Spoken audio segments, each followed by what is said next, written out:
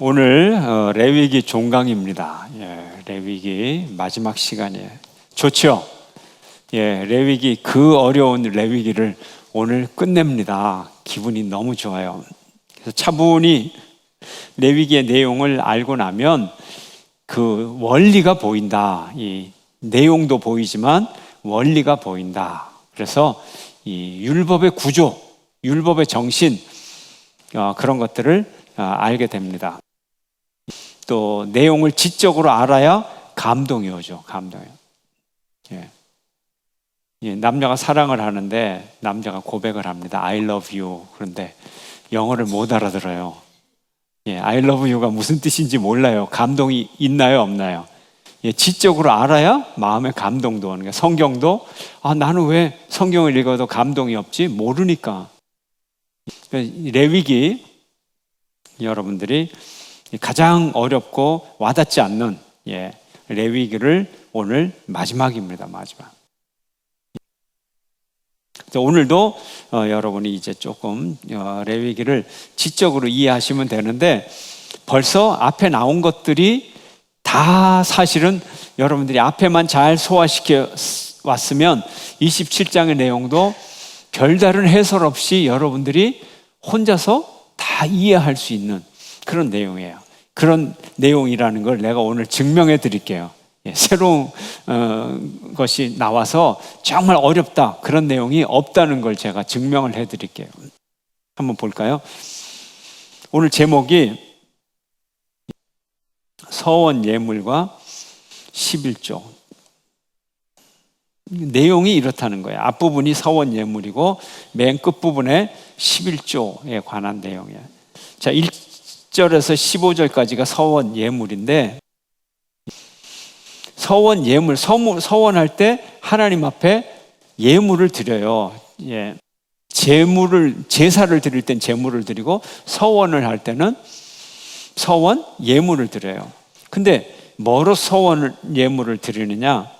서원할 때 제가 사람을 드립니다. 우리 큰아들을 드릴게요. 이렇게 서원을 하잖아요. 우리 둘째 아들을 드릴게요. 누구든지 제게 아들을 낳게만 하시면 제가 하나님께 드릴게요. 이렇게 할 수 있어요. 사무엘 서원을 하잖아요. 한나가 내게 아들을 주시면 내가 하나님께 드릴게요. 그 사무엘을 낳았잖아요. 그런 얘기. 사람을 드리고 또 가축을 드리고 또 뭐를 드릴까요? 집, 가옥을 하고 또 집만 드리나요? 땅, 토지. 이 네 가지, 주로 네 가지가 서원 예물로 하나님 앞에 드리는 거예요. 그래서 서원을 했으면 약속을 꼭 이행을 해야죠. 약속을 서원하면 약속을 꼭 지켜야 되는 거예요. 자, 그러면 이제 서원하고 우리가 어려움이 처했을 때 하나님 앞에 약속을 하잖아요. 하나님, 이 위험에서 나를 건져만 주시면 내가 내 재산의 반을 드리겠습니다. 또 야곱 같으면 도망치다가 뭐라 그랬어요? 하나님이 나를 이 땅에 다시 돌아오게 하시면 내가 11조를 드리고, 물론 11조라는 게 서원 예물은 아니지만 11조 제도가 그때는 야곱 때는 이렇게 율법적으로 제도가 있질 않았잖아요. 자기도 모르게 자기 입으로 11조를 드리겠습니다. 이렇게 약속을 하는 거죠. 우리 아들을 드릴게요. 딸을 드릴게요. 집을 드릴게요. 양 100마리를 드릴게요. 뭐 이런 거, 땅을 드릴게요. 약속을 한단 말이에요. 그러면 약속을 했으면 지켜야 되나요? 안 지켜야 되나요? 누구하고 약속인데? 하나님하고 약속인데. 이거 잘해야 돼요. 잘해야 돼요. 사업하는 분들이 문제더라고, 내가 보니까. 목사님, 이거 공사가 2천억이래, 2천억. 11조만 해도 200억이 남는데 10분의 1, 10%만 남아도 아이고 교회 다 지어줄 것처럼 얘기를 하더니 건축헌금 안 해. 안 해. 11조만 해봐. 200억만 헌금 해봐요. 건물 그냥 혼자서 다 짓지. 염려하지 마세요. 기도만 해주시고. 대구중앙교회가 아니고 전액교회에서 여기는 그런 분 없어요.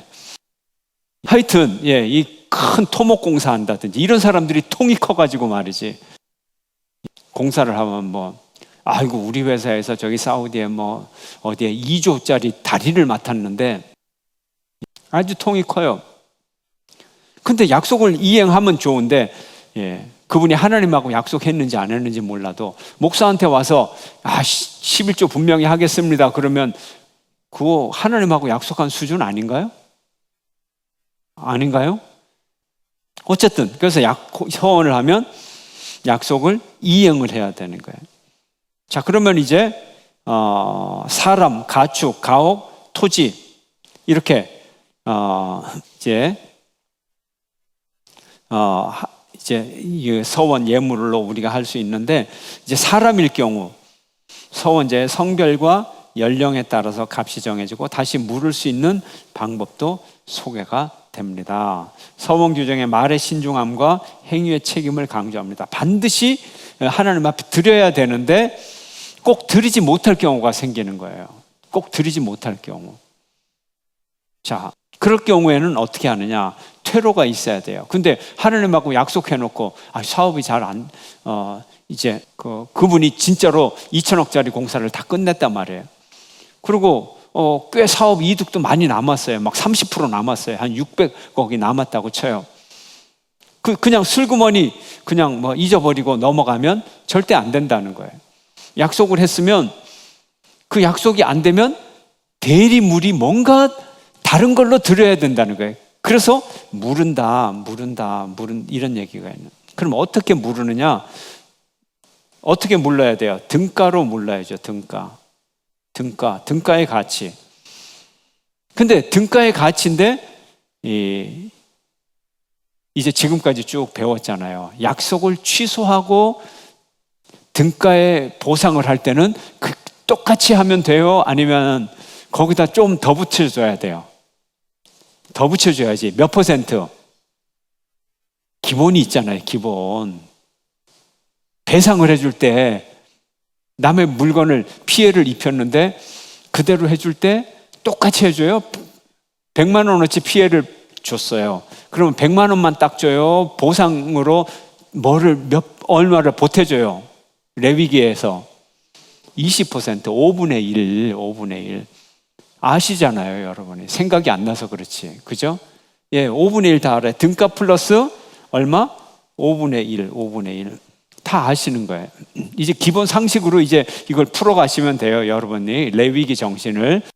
자, 그러면 다음 페이지. 그럼 사람을 이제 드리기로 한 경우, 사람을 드리는 서원을 했단 말이에요. 우리 큰아들을 드리겠습니다. 그럼 어떻게 해야 돼요? 자, 서원한 것을 큰아들을 드린다는 의미가 뭐예요? 사람을 드린다는 의미. 하나님이 쓰시도록 드리는 거잖아요. 그러면 예를 들어서 한나가 사무엘을 하나님께 드렸어요. 어떻게 드렸나요? 진짜로 드렸죠. 그죠? 예. 진짜로 성전에다 딱 갖다 놨잖아요. 진짜로 드려버렸어요. 근데 이제 그 이후로 이제 그 신분 제도가 이스라엘에서 이제 확립이 됐을 때 이제 문제가 생겨요. 하나님께 드리긴 드리는데 어떻게 드리느냐, 이제 문제가 생기는 거예요. 자, 성전에 아이를 딱 갖다 놓는데 사무엘은 그렇게 했지만은 그 후에 제도가 이제 완성이 됐을 때 아무나 성전에 딱 갖다 놓을 수가 없어요. 성전에는 누구만이 들어가고 누구만이 일할 수 있어요?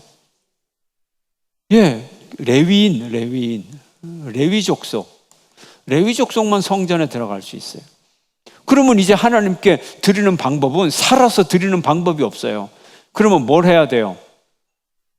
죽여서 제사로 드려야 돼요. 제사. 둘 중에 하나예요. 제사.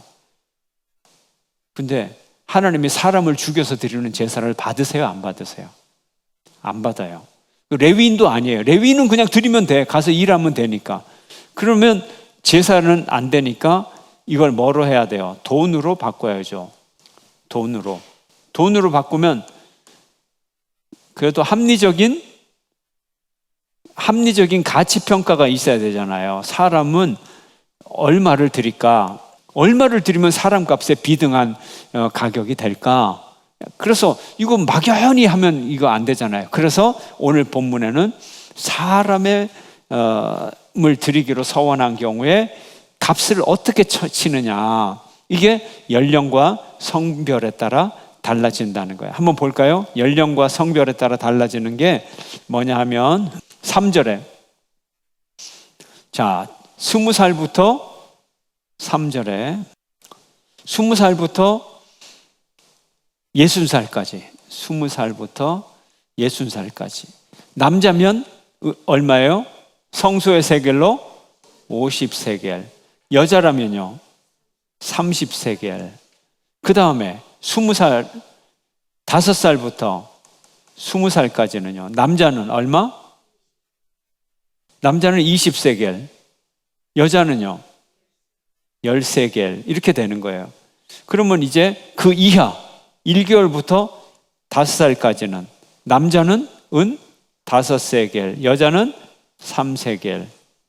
이렇게 값을 매겨서 어린아이를 드릴 때는 남자면 5세겔 드리면 되고 여자는 3세겔을 드리면 이제 서원을, 아들을 드리고 딸을 드린 거예요. 하나님 앞에 바친 거예요. 합리적으로 값을 다 매겼다는 거예요. 자, 사람을 제물로 드릴 수 없고 성전 봉사에는 레위 사람들 말고는 그 누구도 도울 수 없게 되었기 때문에 연령과 성별에 따라 값을 쳐서 드린다는 거예요. 그런데 당시 노동자의 1개월 품삯이 대략 1세겔 정도였다. 한 달 품삯이 1세겔 정도였다. 그러면 건강한 남자 20살에서 60살까지 남자 몇 세겔이라고요? 아까 50세겔. 그러면 50달의 소득이에요. 한 4년 조금 더, 4년 반 정도 되는 소득이에요. 그럼 오늘날 얼마인가요? 뭐 수입에 따라 다르겠죠. 예, 수입에 따라 다르겠죠. 요즘 노동자들, 기술자 자격 있는 사람들은 하루 임금이 꽤 셉니다. 예, 어떤 직종은 하루 뭐 30만 원, 50만 원 받는 데도 있고, 뭐 이걸 값을 우리가 정하게 달렸는데, 그래서 꽤 되죠. 한 달에 뭐 한 500만 원 번다 그러면 50개월이니까 얼마예요? 계산을 해보세요. 2억 5천? 그러니까 이 가벼운 게 아니죠.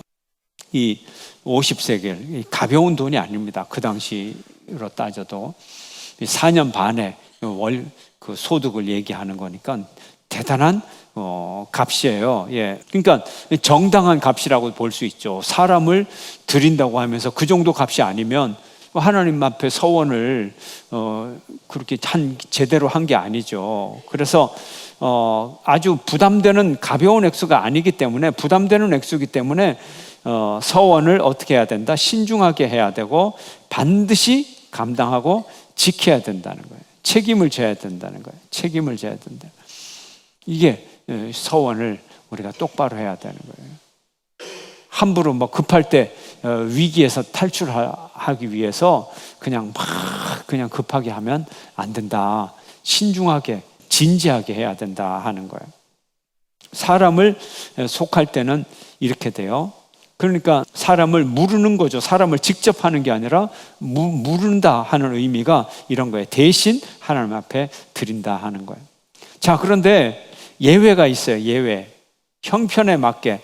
예외 없는 규정은 없잖아요. 너무 가난해서 서원을 하기는 했는데 지키지를 못해. 예, 아들을 드리겠습니다. 아들을 못 드려. 그러면 예물을 돈으로 물러서 하나님께 드려야 되는데 돈도 없어. 그럼 어떻게 해야 되나요? 하나님이 우리가 레위기 앞에서 읽을 때 가난한 집은 어떻게 하죠? 번제를 드릴 때 가난한 집은 어떻게 번제를 드리죠? 소나 양이나 염소를 드려야 되는데 그것도 살 돈이 없어. 그러면 뭘 드려요?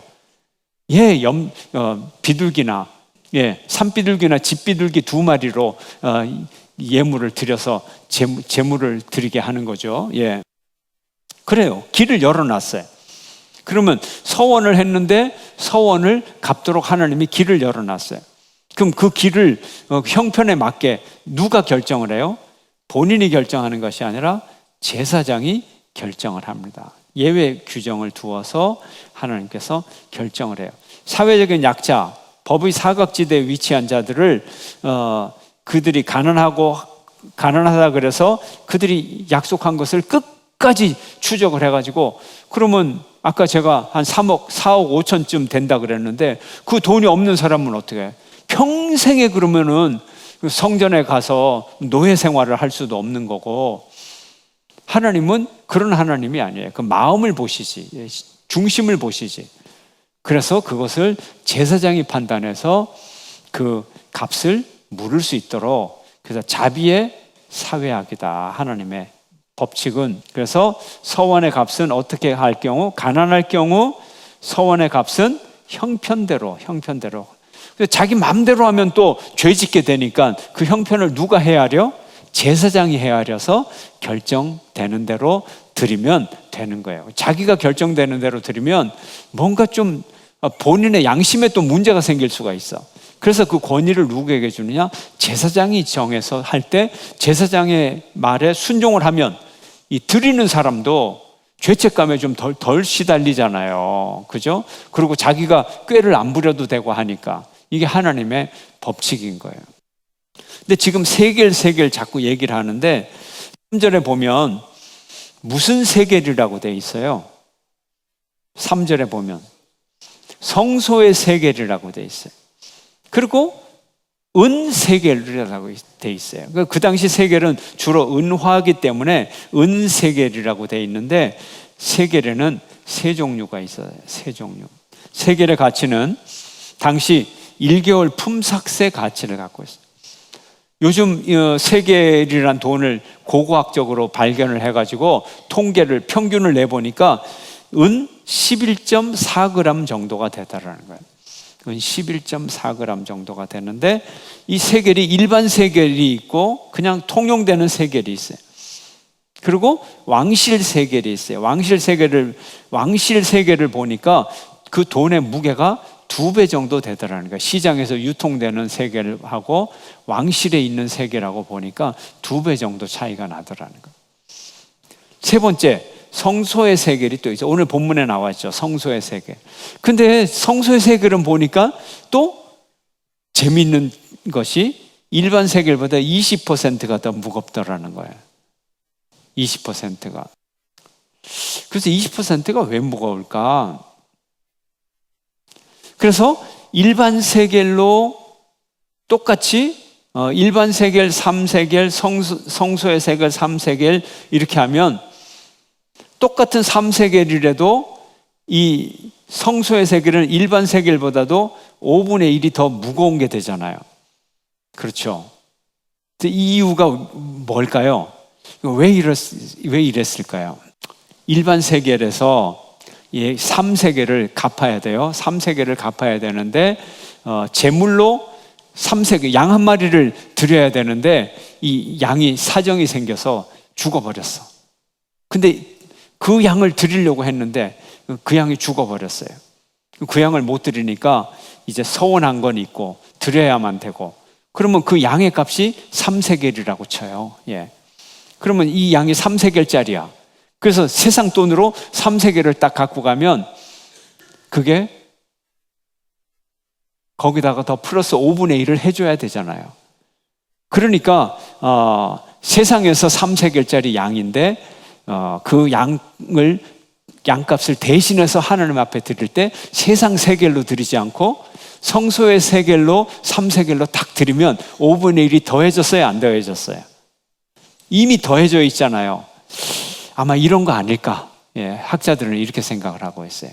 그러니까 뭐 5분의 1을 더 보태주고 이럴 게 아니라 그 화폐 단위를 바뀌어서 어차피 5분의 1을 더 해줘야 되는데 일반 세겔로 하면 5분의 1을 또 더 드려야 되니까 그렇게 하지 말고 처음부터 드릴 때 일반 세겔로 3세겔? 오케이. 성소의 세겔로 3세겔 딱 드려요. 그 5분의 1이 더 자동으로 드려지잖아요. 아마 이런 편의성 때문에. 그리고 성소의 세겔을 쓸 때는 대부분 다 값을 물을 때 사용하기 때문에 이 법칙이 아주 유효한 법칙이 아닌가, 그런 생각을 합니다. 형편에 맞게 하고 세겔에도 종류가 있다. 왕실 세겔은 2배고 성소의 세겔은 20%가 더 무거워서 이미 성소의 세겔로 드리면 5분의 1을 물은 값이 들어있다. 이렇게 이해하시면 됩니다. 그럼 사람을 이렇게 드렸고, 그 다음에 또 드릴 수 있는 게 뭐라고요? 가축, 집, 토지, 그렇게 드리죠. 그럼 가축과 집을 드려요. 근데 가축을 못 드릴 때가 생긴다 그랬죠. 좀 전에 제가 예를 들을 때 또 집을 드린다고 하는데, 집을 드릴 때 집을 드려버리면 나는 어디 가서 살아? 그러면 집 대신 뭘 드리면 돼요? 집 값을 드리면 되잖아요. 집을 그냥 드리면 돼요. 약속을 했기 때문에 집을 그냥 드리면 가산세가 필요 없어요. 근데 집을 직접 안 드리고 돈으로 대신 드리기 때문에 몇 분의 1을 보태야 돼요? 5분의 1을 보태야 돼요. 여러분, 레위기 정신을 다 이제 알고 계셔. 알고 계셔. 그래서 11조를 드리는데 그 달에 못 드리고 그 다음 달에 드리면 레위기 정신대로 하면 어떻게 돼요? 5분의 1 더 해야 돼요. 5분의 1 해석을 이렇게 해야 돼요. 그래서 우리 김 집사님한테 약속한 거 못 지키면 그 다음 달에 드릴 때 반드시 5분의 1을 더 드려야 돼요. 민사도 그래요. 민사도 이스라엘에서는 하나님께 드리는 것뿐만이 아니라 민사에서 보상의 금액도 기본적으로 5분의 1부터 시작을 한다 하는 거예요. 그래서 위로를 해주세요. 약속을 어겼을 때, 이 집사한테 약속을 어겼으면 그 다음 주에 5분의 1을 더하면서 그 마음을 위로해주고, 나 율법대로 했대 이렇게 하면 더 섭섭해도 더 이상 어떻게 할 말이 없어요. 5분의 1을 더 드리면 되니까. 이게 기본이니까.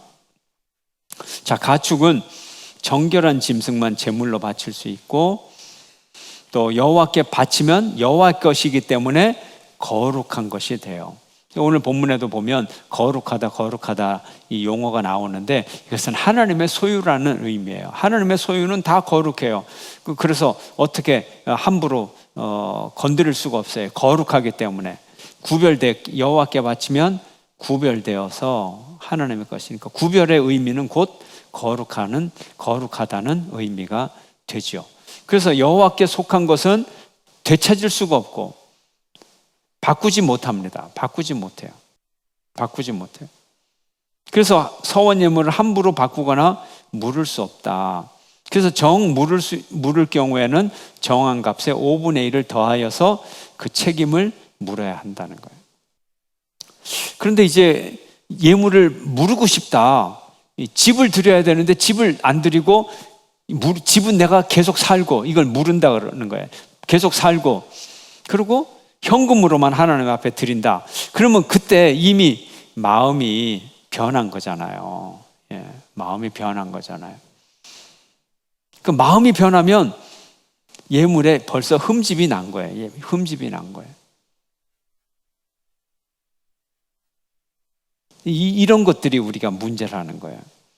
하나님 앞에 순전한 마음을 드려야 되는데, 그래서 드릴까 말까 이런 마음의 흠결, 이런 것들이 참 문제가 된다 하는 거예요. 자, 그러면 아까 4가지라 그랬잖아요. 사람, 가축, 가옥, 그 다음에 4번째가 뭐예요? 토지, 땅. 그럼 예를 들어서 밭을 바치기로 했다. 그럼 밭을 바치기로 했는데 지금은 서원을 해서 밭을 그냥 바치면 아무 문제 없어. 근데 밭을 안 바치고 대신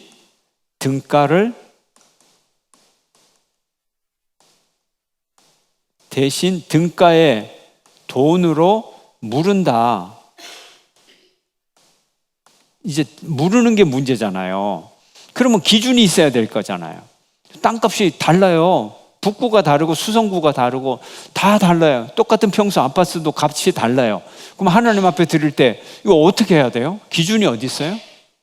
그래서 오늘 본문의 기준은 뭐냐 하면 한 호멜을 뿌리는 만큼의 밭의 크기가 한 호멜은 150kg 정도인데, 이제 이 150kg 정도의 보리 씨앗을 뿌리면 기준되는 면적이 나올 거 아니에요. 그 면적이 은 50세겔로 해라. 보리씨앗 한 호멜을 뿌릴 만한 면적을 은 50세겔로 가치를 쳐서 하나님 앞에 돈으로 드리면 된다 하는 거예요. 그래서 근데 이제 이게 땅이잖아요. 집은 재산이니까 그 값을 딱 매기면 그걸로 끝나요. 그리고 사람은 값을 매기면 되고 가축도 값을 매기면 돼요. 그런데 토지 그러면 여러분이 땅은 특별해요. 이스라엘 백성들에게 있어서 그냥 사유재산이 아니에요. 자, 토지는 누구에게 분배해 줬어요? 개인에게 분배해 줬어요? 지파에게 분배해 줬어요? 지파. 그러면 이 요즘 우리식으로 따지면 모든 토지는 문중재산이지 개인 재산이 아니에요. 그 가문에 준 거예요. 그래서 토지를 무른다 그러잖아요. 고엘 제도. 그래서 땅 그러면 기본적으로 율법을 딱 생각해야 돼요. 그래서 지파에 분배를 했다. 그리고 또 지파의 족속에게 주었기 때문에 지계석을 옮겨야 돼요? 안 옮겨야 돼요? 지계석을 옮긴다는 것은 소유권을 얘기하는 거예요. 소유권 이전 돼요? 안 돼요? 안 돼요. 원칙적으로 안 돼요.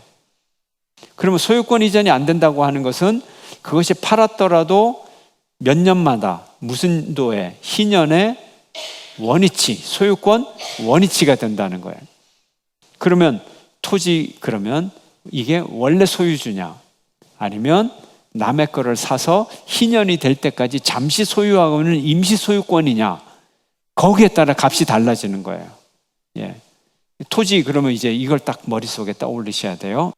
그래서 이제 지금 오늘 이 본문에 이렇게 다시 팔았으면 어떻고 이런 내용들이 복잡한 내용들 제가 일일이 오늘 설명을 여기 읽으면서 못 드리는데 자세히 읽어보면 이제 그런 얘기들 원소유주가 소유권을 팔았느냐 아니면 남의 소유권을 희년될 때까지 임시로 가진 임시 소유권자가 이거를 서원을 했느냐 여기에 따라 다른 거야. 원소유주가 하나님께 드리기로 서원을 했으면 이건 진짜로 하나님께 것이 돼버리는 거예요.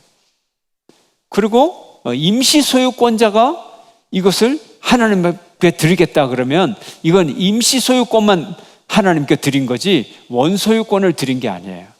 합리적이잖아요. 맞아요, 틀려요? 예, 그 얘기가 지금 써져 있어요. 예. 이걸 모르고 읽으면은 희년이 되면 원소유주가 돌아가고 제사장 것이 될 것이요 안 될 것이요 막 이렇게 나와 있는데 이거 도대체 뭐지? 이해가 안 되는 거예요. 그러니까 원소유주가 바치면 진짜 원소유권을 바치는 거예요. 그리고 임시소유주 남의 거 너 왜 빚 안 갚어? 그래서 내놔. 그래가지고 임시소유권 앞으로 희년이 될 때까지 35년 동안 이게 내 소유야. 근데 이걸 하나님께 드렸어. 그럼 35년 동안 사용권만 드린 거지 원소유권을 하나님께 드린 게 아니잖아요. 자기가 가진 걸 드린 거지. 예, 그래서 그 차이를 오늘 본문에는 설명을 하고 있다 하는 거예요. 충분히 이해가 돼요. 여러분이 이제 읽어보시면.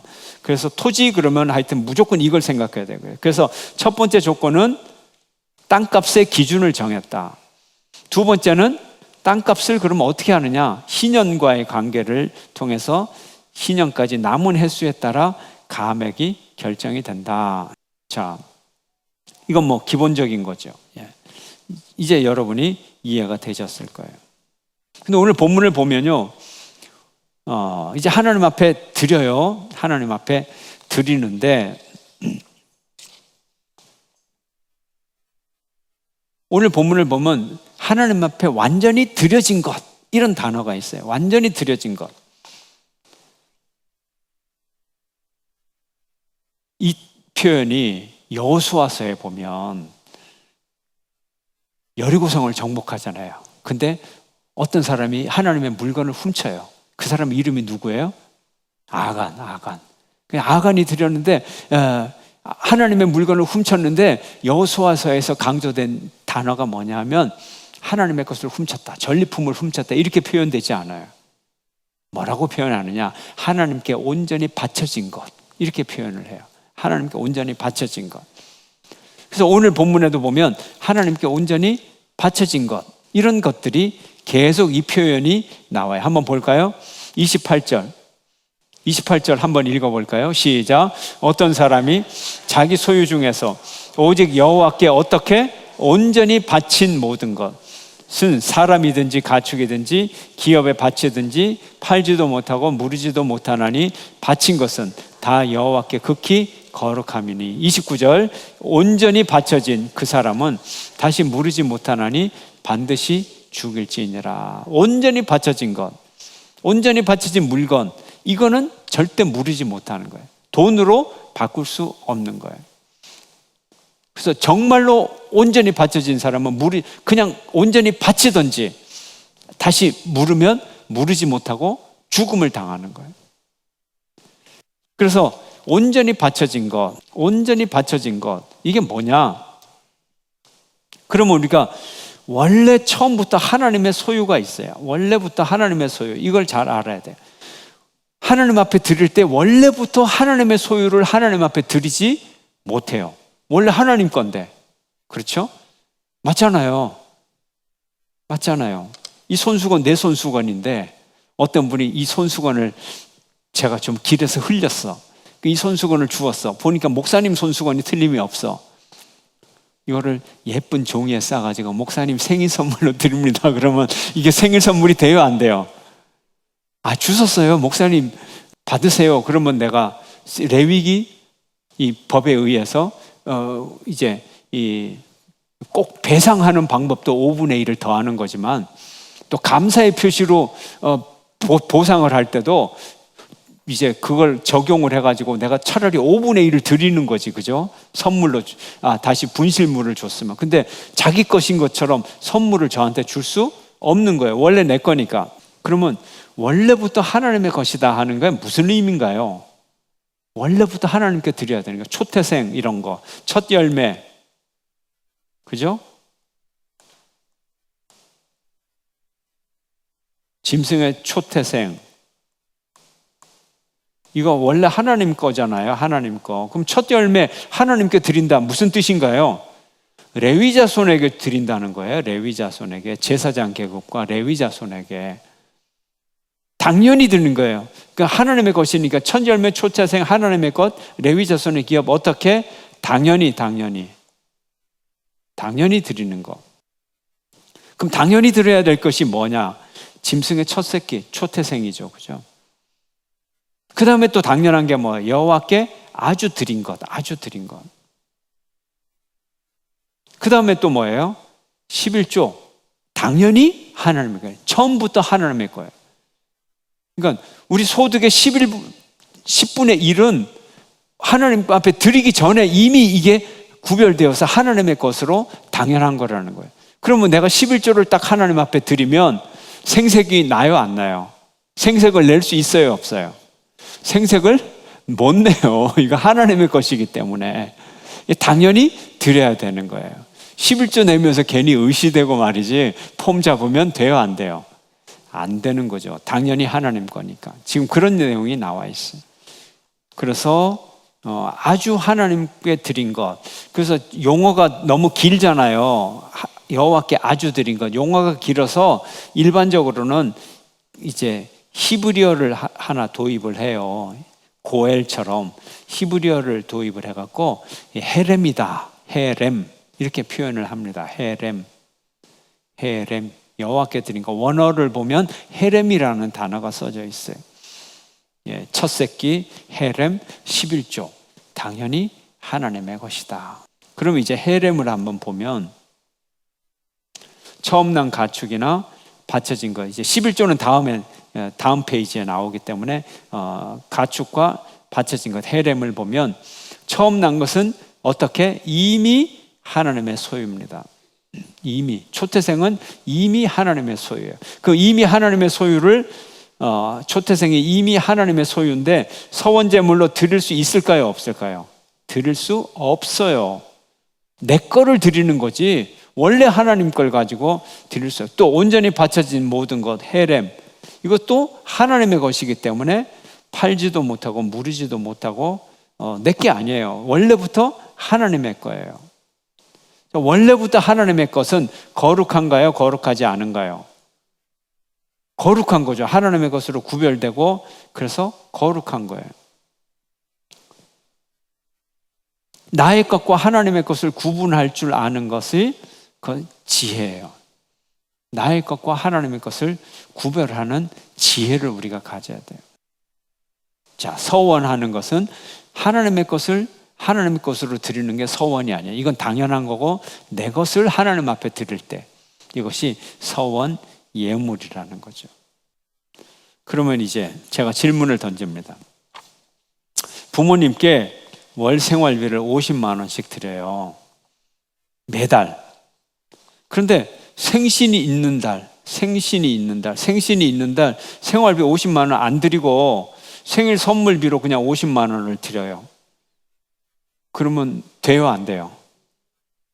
그러면 이게 생일 선물 비용입니까? 생활비입니까? 생활비지.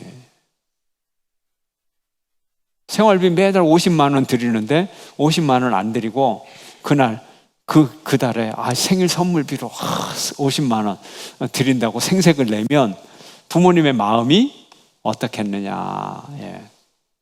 하나님께 여러분 어떻게 하고 있어요? 11조 당연히 드려야 되는 11조를 안 드리고 온갖 다른 명목으로 감사헌금도 드리고 주정헌금도 드리고 건축헌금도 드리고 그러면 안 되죠. 그러면 안 되죠. 11조가 더 기본이죠. 11조가 기본이고 그래서 어떤 분들을 보면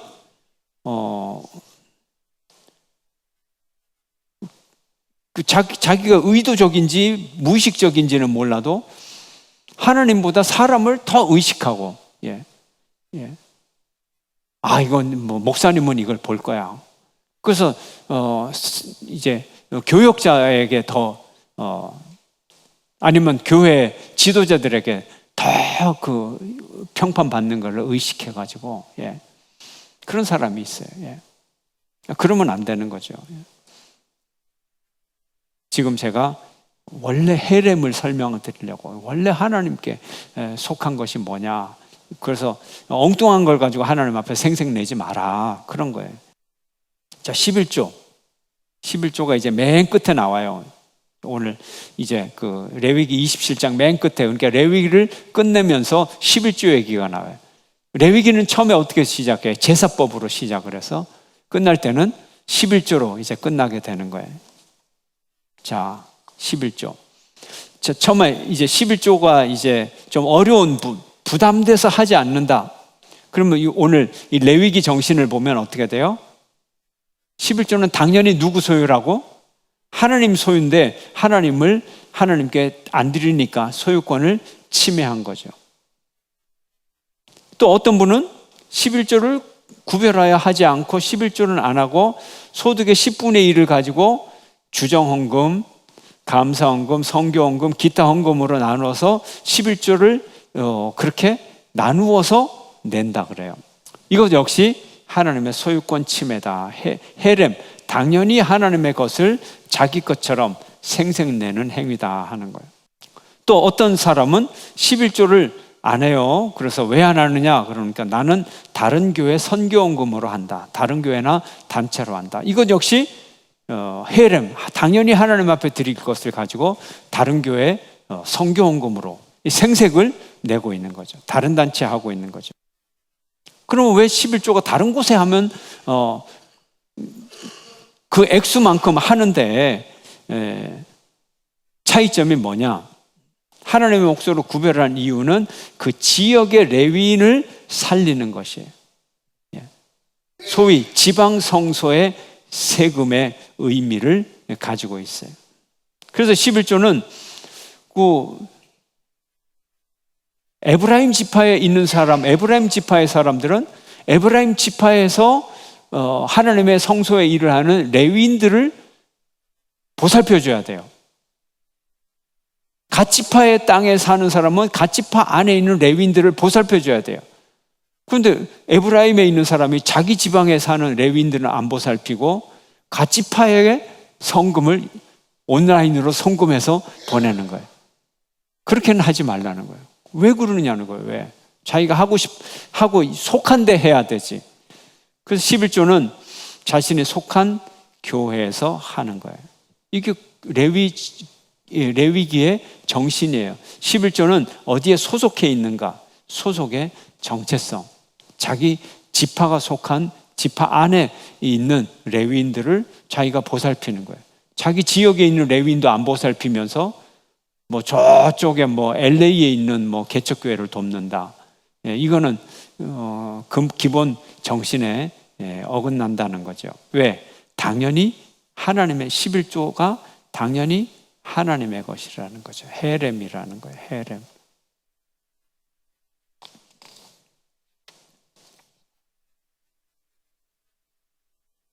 그래서 11조 정신을 보면 11조가 의미가 뭐냐? 하나님의 소유다. 하나님의 소유다. 주께 드릴 최저의 예물이다. 기본적 예물이다. 이런 거죠. 하나님은 뭡니까? 땅의 소산물과 가축의 11조를 명하십니다. 11조는 가난한 자와 레위인의 생계를 위한 실질적인 이유가 있습니다. 동시에 하나님의 것을 인정하면서 탐욕을 경계하고 제어하는 그런 요소도 자리 잡고 있습니다. 자, 그런데 이제 하나님께 이렇게 바치다 보면 마음이 자꾸 변하고 욕심이 생겨요. 그래서 짐승을 10분의 1을 드리는데, 10분의 1을 드리는데, 양 한 마리를 하나님 앞에 드리려고 끌고 가는데, 얘가 보니까 너무 기름이 자르르 흐르는 거야. 너무 아까운 거야. 어차피 하나님 앞에 바치는데 바꿔. 삐썩 마른 놈하고 바꿔서 뭐 10마리 중에 한 마리 드리면 되니까 그 놈을 이제 끌고 가서 해서 하나님 앞에 바쳐요. 그런 거 하지 말라는 거야. 우와 열을 바꾸지 말라. 바꾸지 말라. 우와 열을 바꾸면 둘 다 하나님의 거라는 거예요.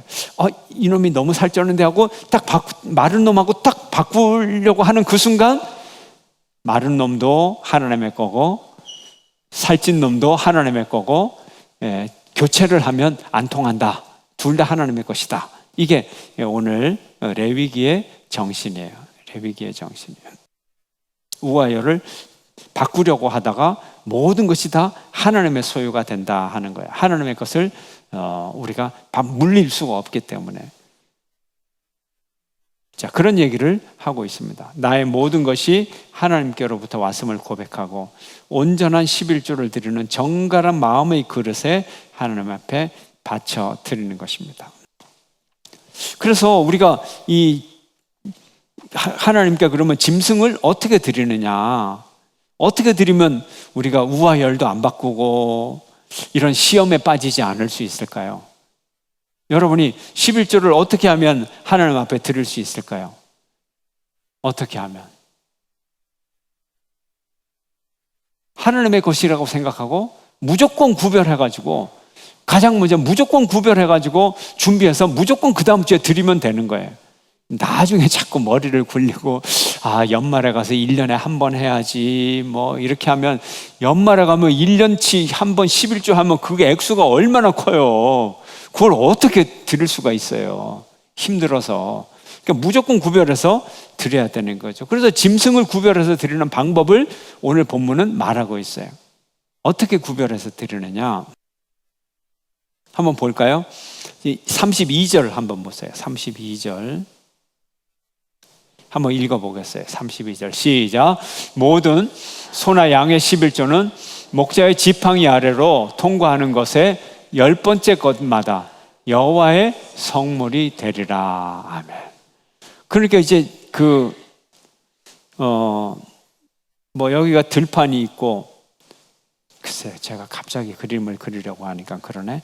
여기 들판이 있고 여기가 우리가 있어요. 우리가 있어. 그러면 11조 드리는 날은 임시로 여기 나무 기둥을 세우고 문을 좁게 만들어요. 그래서 여기 이제 목자가 지팡이를 하나 더 걸쳐 놓는단 말이에요. 그럼 어차피 이제 한 마리씩밖에 못 지나가는 거야. 한 마리씩밖에. 그러면 요 놈이 살쪘는데 말랐는데 그럼 시험에 들지 말고 그냥 무작위로 무조건 그냥 들어가게 만드는 거예요. 그래가지고 하나 둘 셋 넷 다섯 여섯 일곱 여덟 아홉.